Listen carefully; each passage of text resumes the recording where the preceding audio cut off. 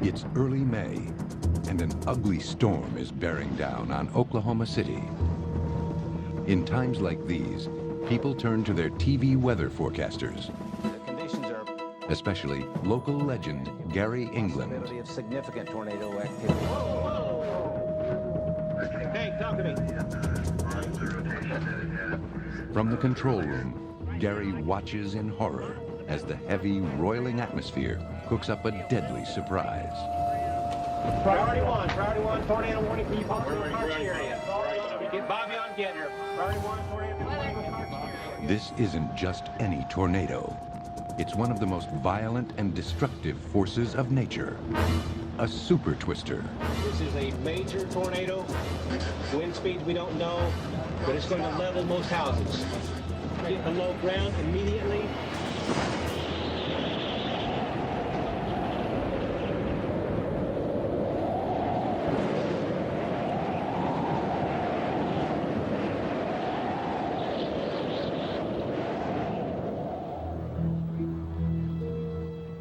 The date was May 3rd, 1999.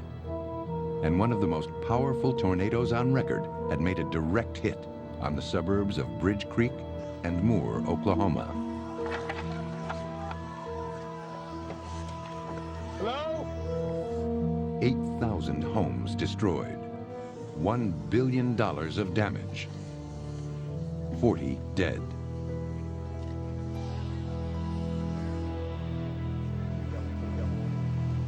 This is what happens when a column of spinning air blows faster than 300 miles an hour.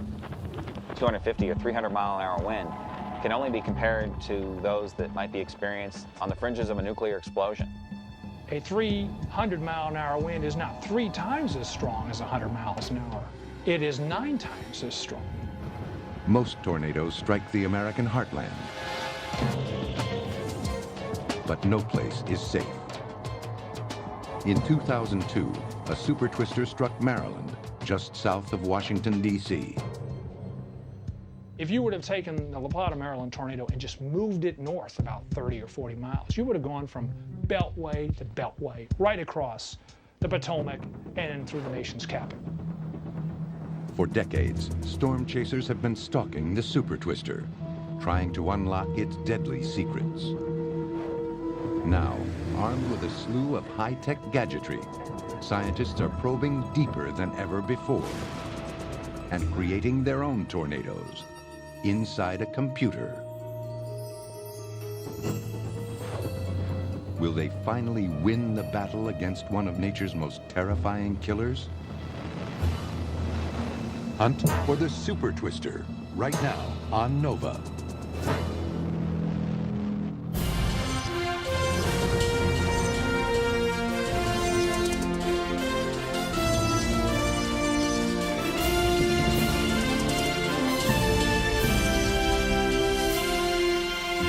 Funding for NOVA is provided by the following.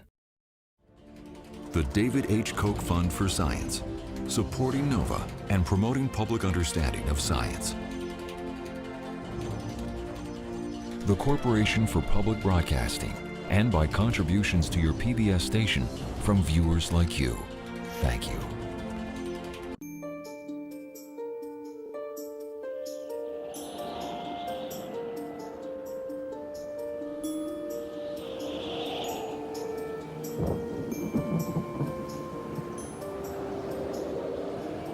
Moore, Oklahoma, just outside Oklahoma City, may look like an ordinary American town.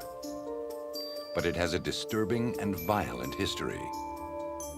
Because this quiet community has a habit of attracting tornadoes.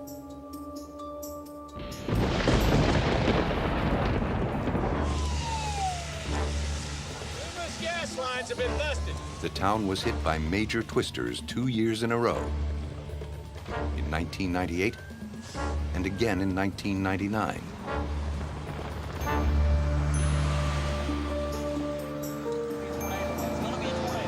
In May 2003, the unthinkable happens again. Another major tornado heads straight toward Moore.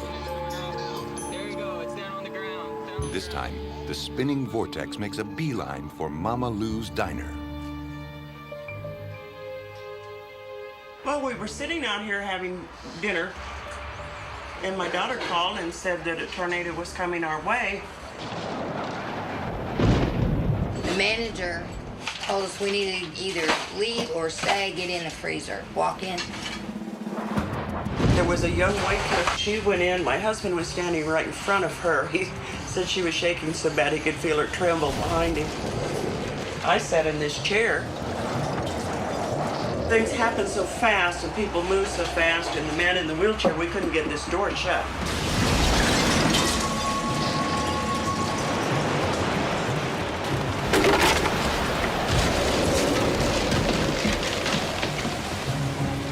When the tree came through the hallway, we just fell kind of backwards and it was over with.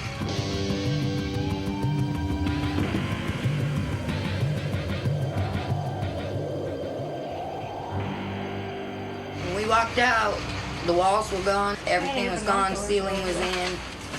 There were people laying everywhere on the highway and in the ditches, bleeding, but we were all alive. It was amazing, amazing. Like the diners in Mama Lou's, many residents of Moore heard about this tornado just a few minutes or even seconds before they were hit. Yeah, I was watching the tornado with the AC/DC TV here. Don Staley headed for the above-ground concrete safe room he installed after twisters damaged his house 2 years in a row. I just felt the vibration of the ground, and about 10 minutes later, opened the door, and the house was destroyed, but I knew I could pick up the pieces and go on with my life. As Don sat watching it on TV, the tornado destroying his home had not even reached full strength. Just a few minutes later, the storm tore the side off the GM plant and leveled the Union Hall.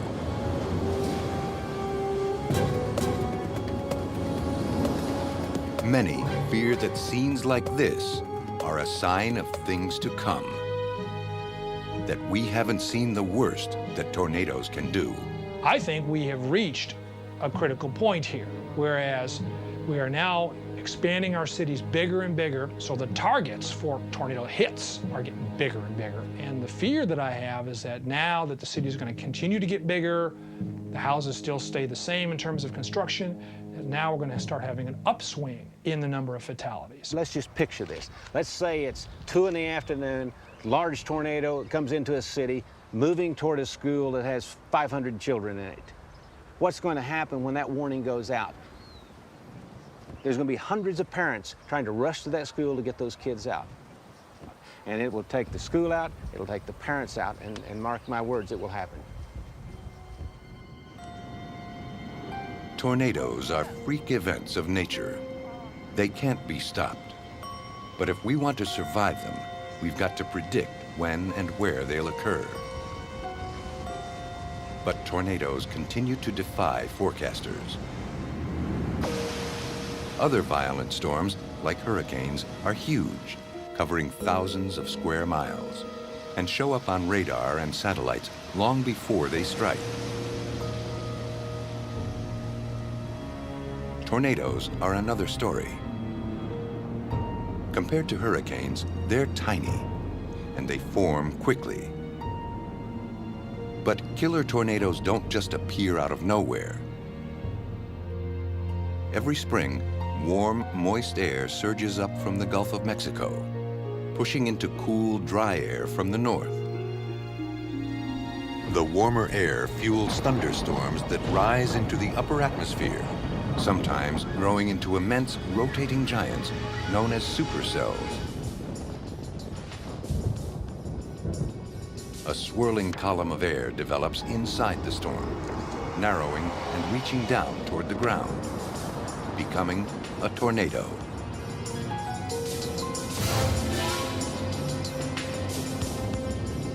Over 1,000 tornadoes touch down in the United States each year. In some, a narrow funnel cloud waves and bends like an elephant trunk, while others grow wide, enveloped by rain and clouds. Most tornadoes are weak and disappear within minutes. a quarter of all tornadoes have the potential to cause significant damage. A rare few unleash the enormous energy stored in the atmosphere, generating ground-level winds above 200 miles per hour and traveling dozens of miles. He's gonna drive into it if he's not careful. Rated F4 and F5 on a 5-point scale, these are the deadliest of storms, the super twisters.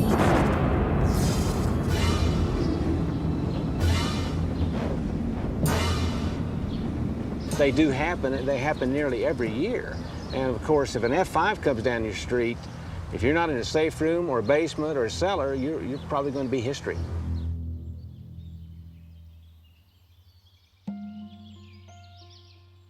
The first line of defense against severe weather is the National Storm Prediction Center in Norman, Oklahoma.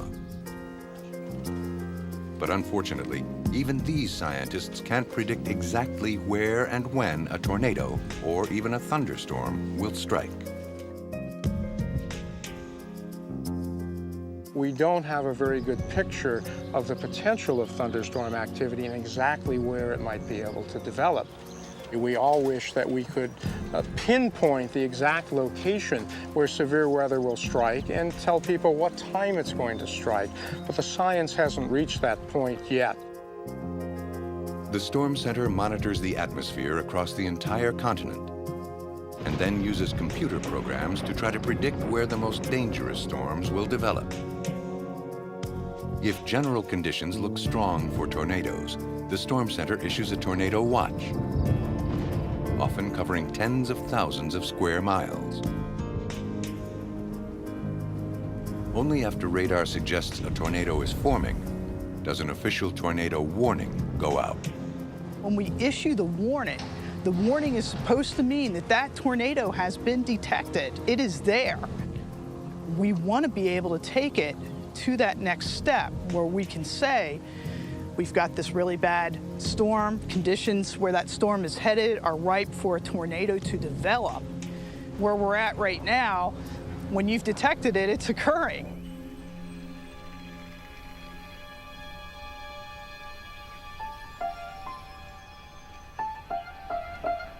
Official tornado warnings often come too late. On average, only 12 minutes before a twister strikes. And frequently, they're false alarms.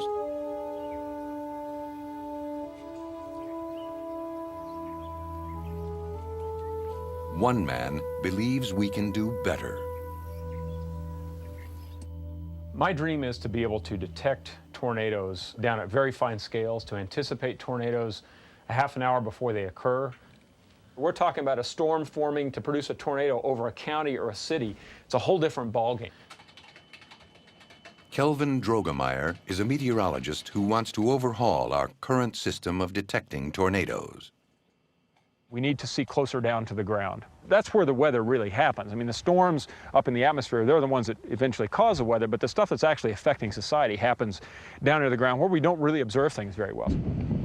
Today's system relies in part on a network of Doppler radar. Doppler can sense the movement of air and moisture in remarkable detail. Used as long-range radar, Doppler dishes are spaced 100 miles apart or more. Gazing out over the horizon, they can't see what's happening close to the ground, where tornadoes form. There's a limit to tornado prediction, and I believe we have reached that limit right now. With all the available information that we have, radars are only put at certain locations. They're not everywhere. Radars that we have can scan out 100 miles, but at 100 miles, they're only scanning the top part of the storm. And so they're not seeing down low.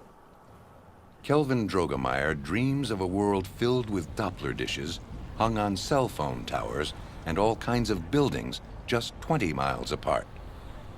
This Doppler-rich world could paint a much more detailed picture of the weather, maybe even catch tornadoes in the act of forming.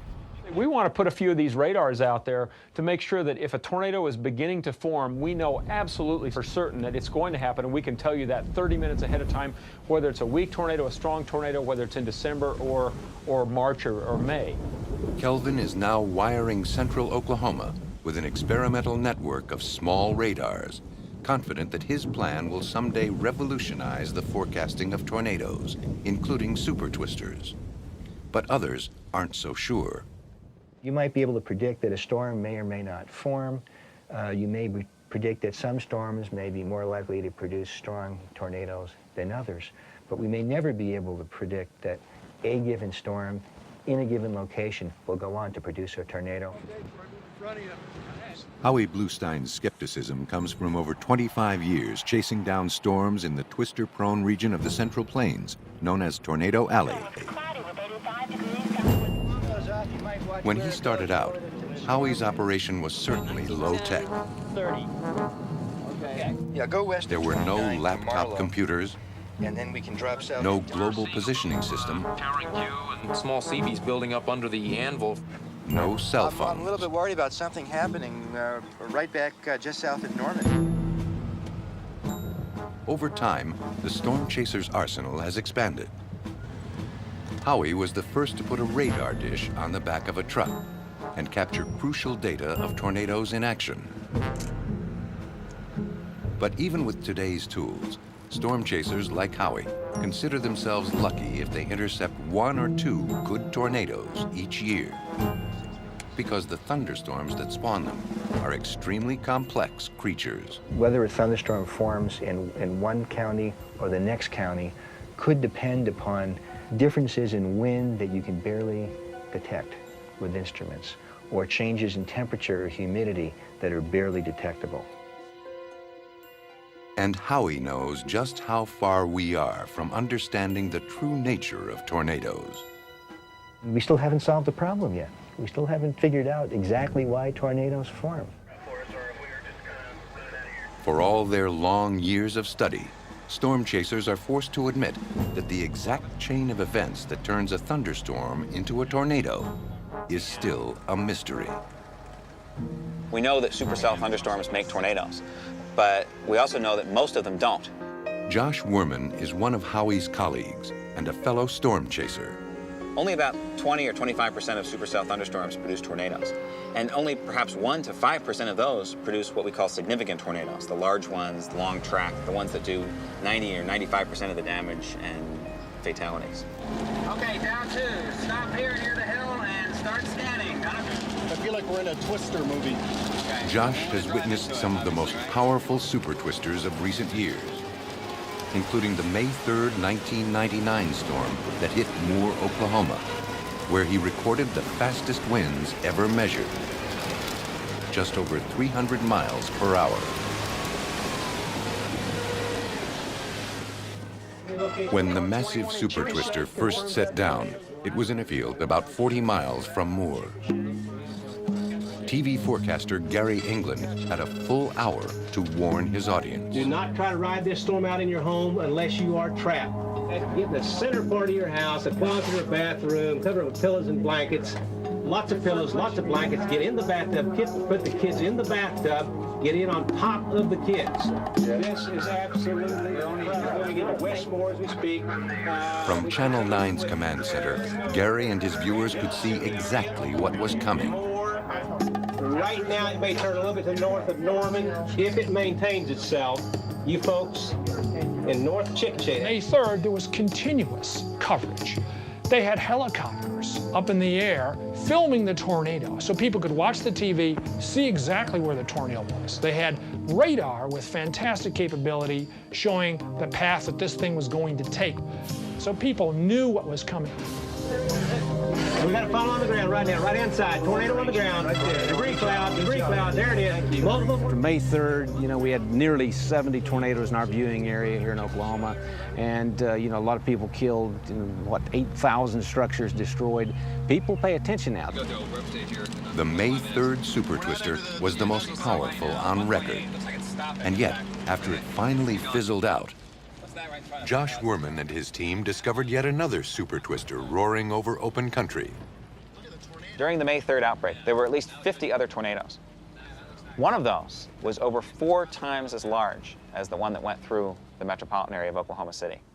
Had that tornado gone through Oklahoma City, it would have caused a damaged swath 4 times as wide, probably a mile wide or more, destroying many times more structures than were actually destroyed. The May 3rd, 99 event is a major, major event to the people in Oklahoma, and especially the people in Oklahoma City. But how many people outside that area realize what happened there, realize the carnage that took place? It's not just powerful winds that make super twisters so deadly. Once they form, they often keep on churning, staying on the ground an hour or more. These so-called long-track super twisters aren't confined to Tornado Alley. In 2002, one paid a sudden and unwelcome visit to a small town on the East Coast. It's coming this way, guys. Here it comes, I'm leaving. I remember seeing this huge funnel cloud. And it was holding things in the air that were just whirling so fast. And as they came to the top, you could recognize things like a tree, a couch, a desk. You're expected to take cover immediately. And we're looking at each other thinking, is that a tornado? Where's it going? It was a super twister, sweeping straight through the center of La Plata, Maryland. Then I remember this tangled mass of metal was coming right at me. I mean, directly at my car. And briefly I thought, oh, I'll probably get decapitated. And my car lifted 2 feet up in the air and actually moved under the CVS sign.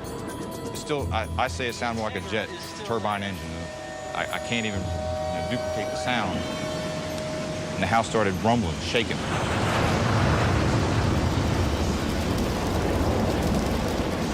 The giant vortex sped through town.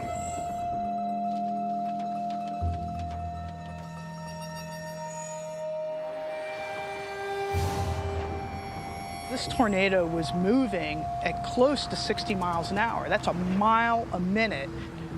From here over to the buildings that are standing there, the tornado was probably through here in 15 seconds or less. 1 minute everything is there, and then 15 seconds or less, everything's destroyed. It's amazing. You go from almost no wind up to 200-mile-an-hour wind and back down.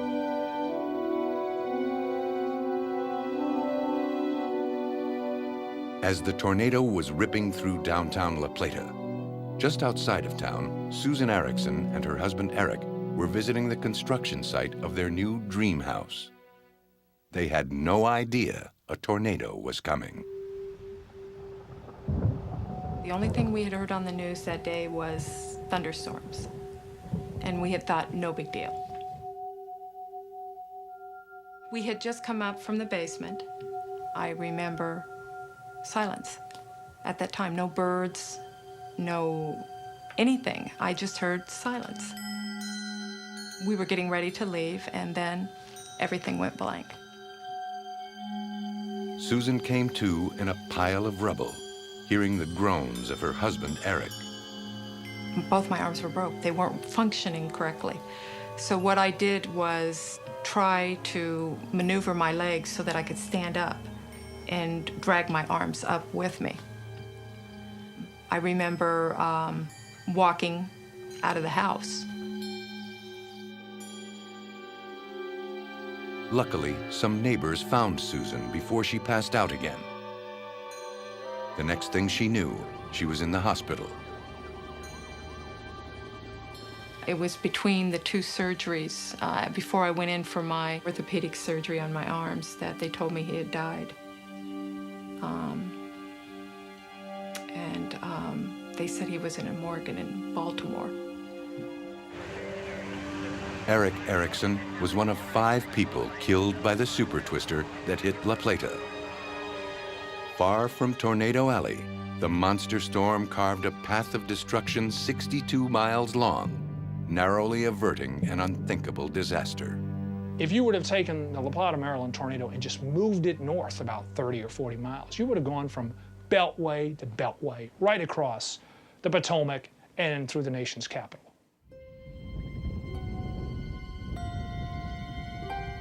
Rare as they are, super twisters can strike anywhere, anytime. But no one knows why. In fact, scientists are stumped about what causes any tornado, large or small. Unless they can solve the puzzle and figure out how a supercell thunderstorm creates a tornado, then predicting super twisters will be impossible. But how do you decipher the inner workings of a tornado? Meteorology, in contrast to chemistry or biology, is not a good laboratory science. We can't produce an accurate representation, a controlled representation of a thunderstorm and change the variables one by one to make tornadoes. No one can create a real tornado, either on the plains or in a lab. But there is one place where scientists can play puppeteer with the weather: in a computer. The closest approximation we have are computer simulations, and we try to build a digital computational model of the tornado and see if we can change variables and have storms that produce tornadoes and ones that don't. One of the leaders in tornado computer modeling is Lou Wicker. It doesn't have good rotation. We're not going to deploy. Cyclone data? 20 years ago, Lou was a young and eager storm chaser, tracking tornadoes the old-fashioned way, on the open plains. Let's move. Let's go. We're moving west. A little farther, Steve. A little farther. Peek the hill. Peek the hill. Back then, researchers thought the best way to learn about a tornado was to leave special sensors in its path. That was the idea behind Toto, a weather station the size of an oil drum. Lou took charge of getting Toto as close as possible to a tornado without wiping out the research team. Let's go, let's go, let's go! Well, in the 70s and the early 80s, we're just trying to understand what made storms work sort of visually. Now we're moving into an era where we're trying to understand the dynamics of storms.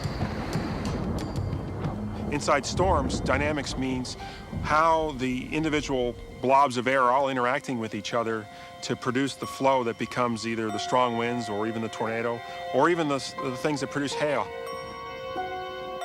Based on years of weather research, Lou produces an amazingly detailed computer simulation designed with scientists at the University of Illinois. It reveals a familiar pattern. A thunderstorm explodes into the atmosphere, growing more intense every minute. The clouds begin to spin and roil high in the sky. They descend closer to the ground, still swirling rapidly. Suddenly, the rotation narrows and intensifies and touches down to Earth. The question on everyone's mind is, what triggers that final step? What makes the tornado form? Somehow, supercell thunderstorms are able to bring intense rotation and intensify that rotation near the surface. And we don't understand that process very well. We know that before a tornado forms, there are areas of rotation in the thunderstorm. What we don't understand is how that rotation is brought down to the ground and intensified in a very short period of time in order to make a tornado. In the search for a trigger, one of the primary suspects has been a burst of air descending from the storm, called a downdraft. The idea is that the downdraft wraps around the storm, tightening and intensifying the rotation. We think the downdraft is really important for producing the tornado because it helps sort of squeeze the air from near the ground up into the updraft. The air wraps around and sort of the downdraft kind of comes around and squeezes the air in the front and the back together to kind of squirt the air up off the ground.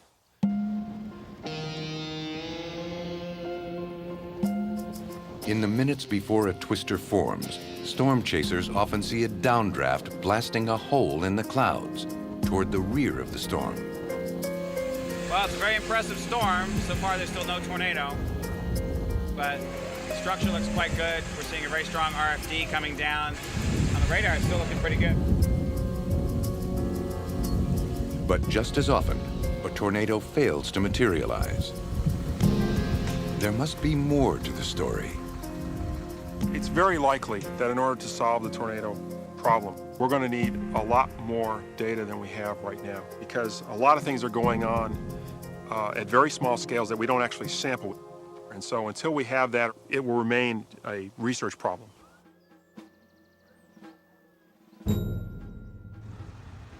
And so, every spring, storm chasers like Howie Bluestein hit the roads of Tornado Alley, all on the hunt for the tornado trigger.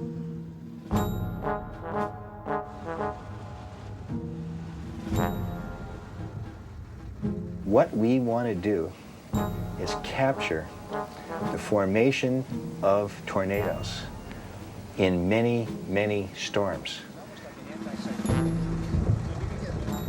We want to see precisely how the wind field is changing. We want to see what's happening to the temperature field and the humidity field for a lot of storms. Mobile Doppler radar is the key to mapping the swirling wind patterns that spawn tornadoes. Today's storm chasing teams often include at least 2 Doppler trucks, so they can record the storm from multiple perspectives. 25 years ago, we went out by ourselves. Now when we go out, there's an armada of cars out there. There are a number of different mobile Doppler radars.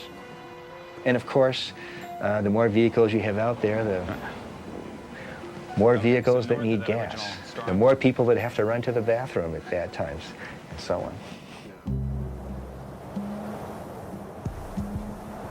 All the high-tech sensors and computers they haul around allow Josh and Howie to monitor tornadoes in fantastic detail.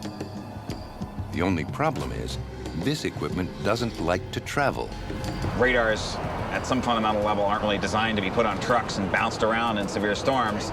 So we have a lot of problems with the complicated electronics where things just shake and break apart. We have shorts and things like that happening all the time. Not much I can do about that. So we've broken our windshields now for the last 2 days. Our last one only lasted 7 hours. That's pretty frustrating. When you're storm chasing, you have to be prepared for anything. Whether it's treacherous road conditions, dust storms, or hail the size of baseballs. And there's a horse in front of us. Oh, look at that. Yes. Oh, a horse. Well, of course. Oh. Hey, you guys were in the truck. The messy and unpredictable reality of storm chasing shifts into high gear on May 15th, 2003. Josh and Howie lead separate teams on the hunt for tornadoes. May 15th was incredibly complicated. We and everyone else in the world recognized that over the Texas Panhandle, the conditions were ripe for tornadic storms. The conditions looked very, very good. For a storm chaser, very, very good means lots of wind shear. Today, a zone of low pressure is drawing warm, moist air from the south into the Texas Panhandle. Just above it, the jet stream is blowing even faster. The 2 air masses crossing at different speeds and altitudes produce wind shear. When there's wind shear, air near the ground begins to spin. If there's a thunderstorm in the area, it could take on this spin and perhaps go on to spawn a tornado. As the chase begins, the team leaders must choose what part of the Texas Panhandle looks most promising.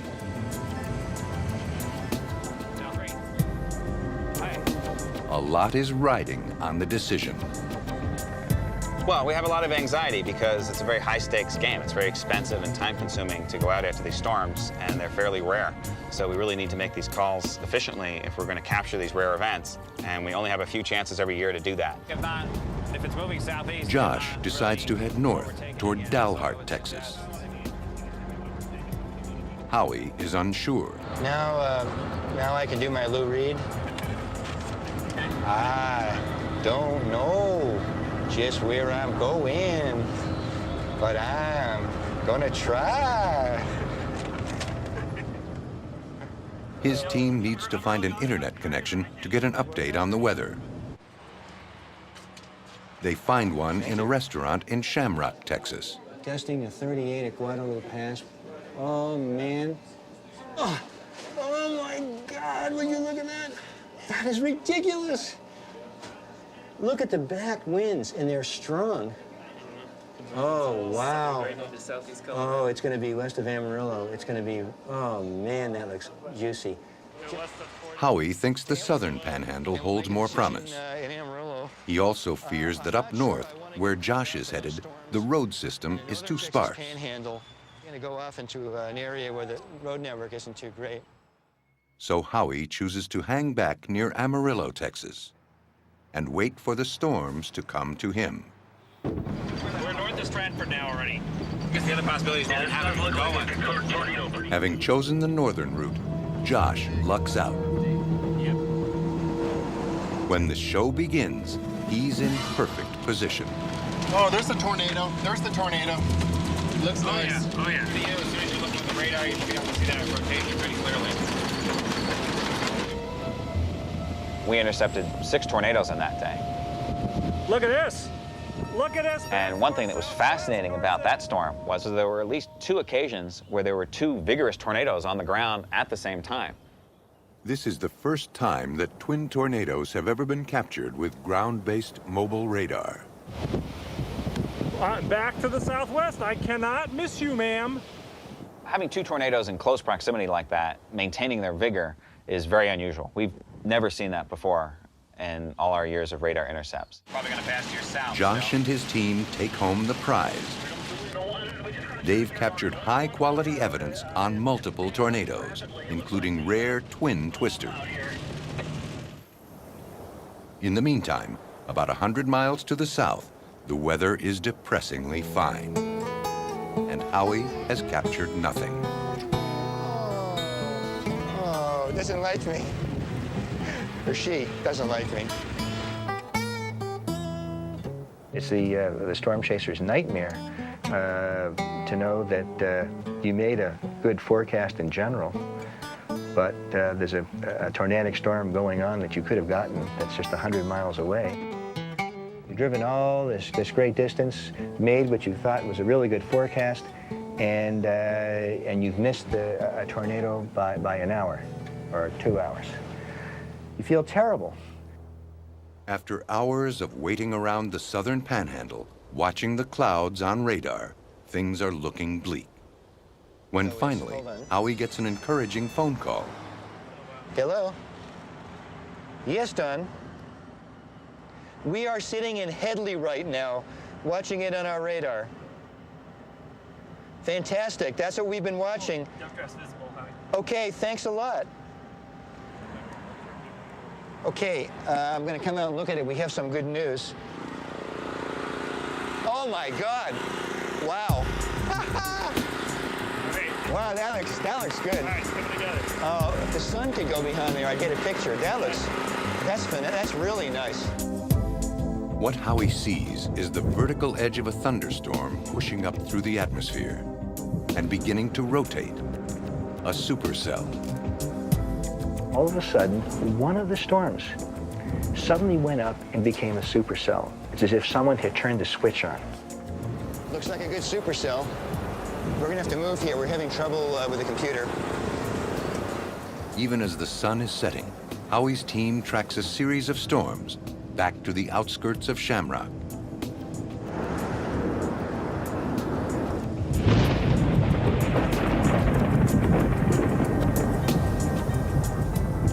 Finally, a familiar pattern appears on the radar screen.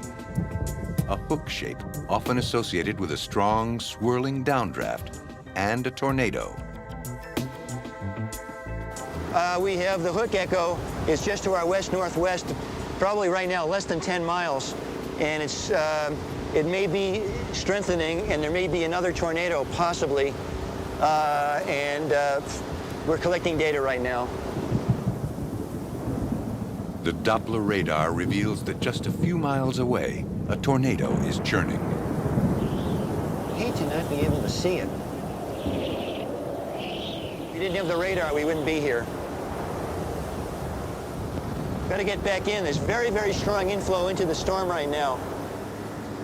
It's extremely dangerous to be so close to a tornado, especially after dark. We have a local sheriff. If a storm had been moving at 35 miles an hour, coming right towards you, and you were near the storm, but you didn't know precisely where the storm was with respect to where you were, you could have been in great danger. Howie's eyes couldn't pierce the darkness to see the tornado, but his Doppler radar dish could. The radar kept Howie and his team safe, but did it capture any important clues to the tornado mystery? To find out, Howie and Josh will both spend months, even years, back at their labs, dissecting the evidence they collected on this, the most productive day of the season. The storm chasers will pack up their equipment in early June. But miles away, in the northern reaches of Tornado Alley, the show is far from over. And the stage is set for a rare appearance by the elusive Super Twister.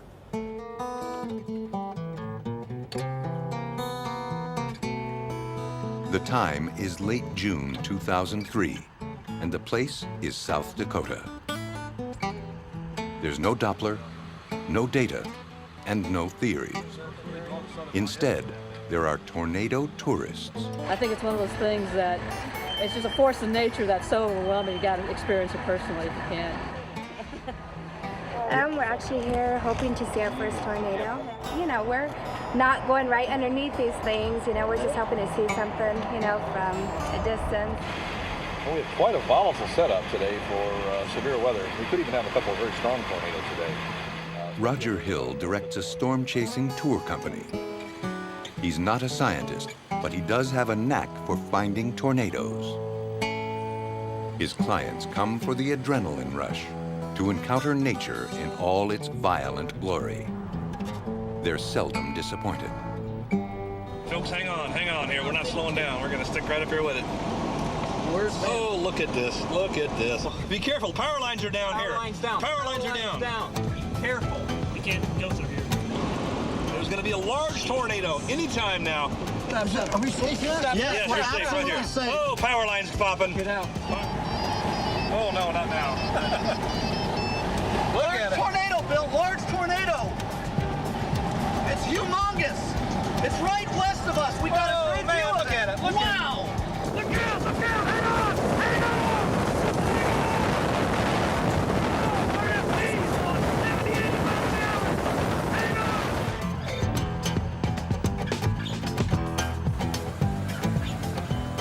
Yeah, yellow funnel. We have our next tornado developing. On June 24th, Roger's group has a front row seat as a tornado sweeps by the town of Woonsocket, South Dakota. Oh, what a debris cloud it's got now. Oh, I hope it didn't hit Woonsocket. The tornado dies out, but Roger knows there's more where that came from. Training dry air. It's going to go up and die. That one up there, though, we may need to head up that way because that could be tornadic within the next 30, 45 minutes. They pile back in the vans to follow the storm as it regains its strength. Stop right here in the streets up here. Stop before these trees. Right here. Right here.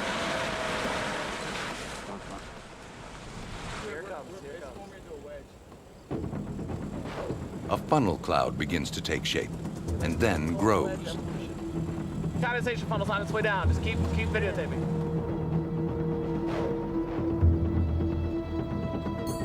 Suddenly, the tourists find themselves spectators to a terrifying display of nature's power. An F4 Super Twister with winds over 200 miles per hour.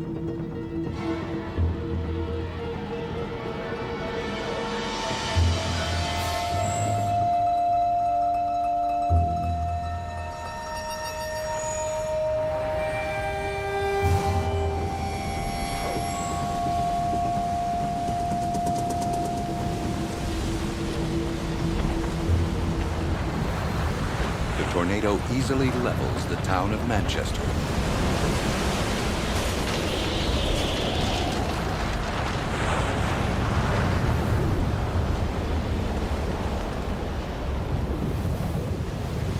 Fortunately, all 6 residents survived.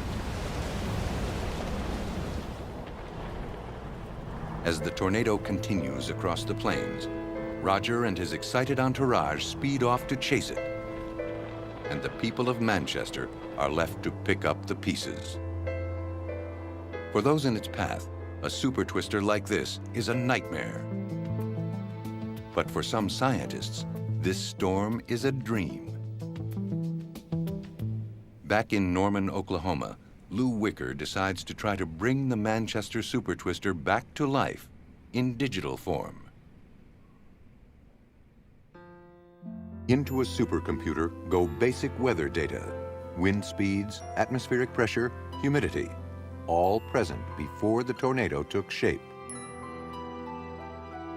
Then, the virtual storm grows on its own, and Lou sits back to see if a tornado actually forms.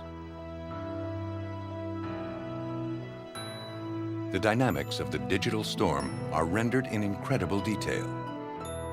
Warm air, shown in orange, rises into the storm until it slams into the jet stream above. A column of air begins to spin rapidly. Sure enough, a tornado is born. A computer has succeeded in creating a tornado under the same basic conditions responsible for the real thing. But what set the whole thing in motion? One of Lou's images shows a clear hook, and with it, a strong downdraft. There's a very warm, moist air mass in this backside region here, and that's very interesting because that means that while there is sort of a downdraft in there, it's not a cold, rainy downdraft, it's sort of a warm, juicy downdraft, which will really help feed the storm. But in addition to the downdraft, Lou begins to discern a more subtle trigger for the tornado. To his surprise, the model reveals that just as the storm intensifies, a series of whirlwinds forms at ground level. These tiny corkscrews of wind merge together into a much larger vortex, the tornado itself. Very chaotic and it's very complicated. It's not just a simple little downdraft here and just spins itself up. There are lots of things going on at the same time, and that, I think it captures a lot of the complexity that we see in the real world. The whirlwinds that show up in the computer are so subtle, in real life they'd be invisible to the naked eye. But is there any evidence they exist in nature? Howie Bluestein believes there is. We've been able to actually catch tornadoes in the act of forming with very, very high resolution. And what you see is, well, it's not chaos, but you see a lot of small vortices. You don't see one vortex becoming a tornado. You see a number of small vortices. And the data proves it. Mini twisters have shown up on both Howie's and Josh's radar before the tornado forms.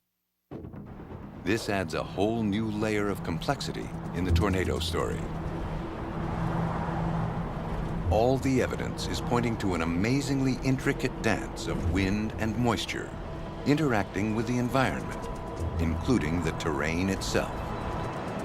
The smallest changes can have a ripple effect in the atmosphere and can make the recipe just right for a tornado or even a super twister. The precise details are still being worked out, but Howie thinks we're closer than ever before. I think that the solution may be in sight. We will, I think, within the next 10 years, with the mobile Doppler radars, actually see why tornadoes form. Everyone is painfully aware that lives are hanging in the balance. We have been with tornadoes that have gone through towns and have killed people. And it makes you feel sick. It's a horrible, horrible feeling.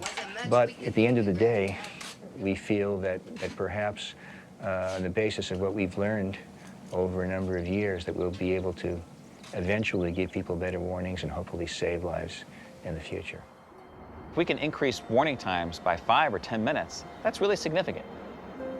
If we can push back the forecast of a tornado to 15 minutes before the tornado forms, people have 15 minutes to get to their shelters. So small increases in just 10 minutes, 15 minutes, 20 minutes can have a great impact on the value of that forecast. With each season, the quest continues with a renewed sense of urgency. And every spring, when the super twisters descend on the American heartland, sending residents fleeing for their lives, Howie and Josh will be driving toward the storm, along familiar roads, hoping for a glimpse into the unknown.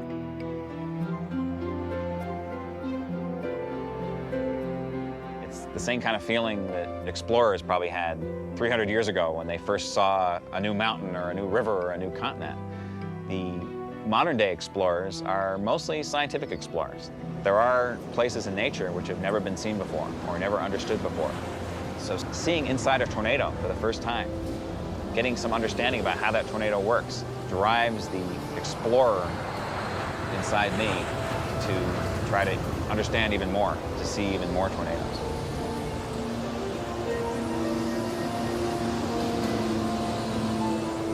Until they've unraveled the mystery of the tornado, storm chasers will continue to follow the clouds, probing ever deeper into the heart of the super twister.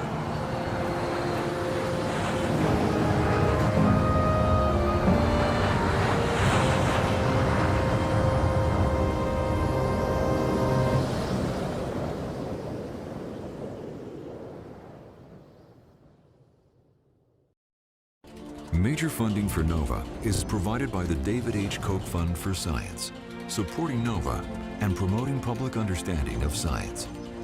The Corporation for Public Broadcasting, and by contributions to your PBS station from viewers like you. Thank you.